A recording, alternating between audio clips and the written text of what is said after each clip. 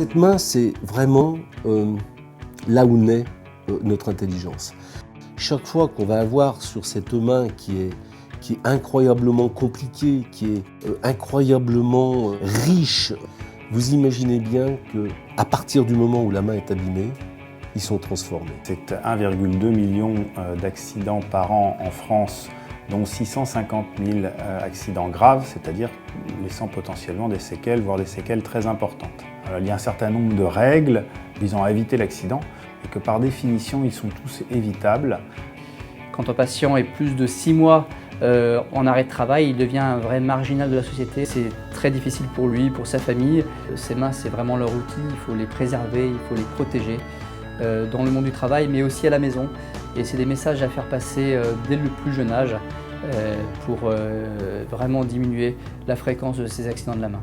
Bien sûr, quand ils sont blessés, les chirurgiens les opéreront, les rééducateurs les rééduqueront, les psychologues les accompagneront, bien sûr, mais c'est jamais simple. Il n'y a pas de petite lésion. La plaie peut être petite, alors que la lésion sous-jacente va atteindre tendons, nerfs, artères et pouvoir engendrer des soins relativement complexes, nécessitant un suivi relativement long. Avant de faire quelques gestes avec un instrument à risque, avoir conscience de ce que l'on fait avec les instruments que l'on a en main et avec sa main. Donc mon accident s'est passé il y a 3 mois et demi. J'ai eu un accident le 13 août 2014. Notre vie est perturbée, et puis c'est un combat, c'est un combat de tous les jours. On se néglige.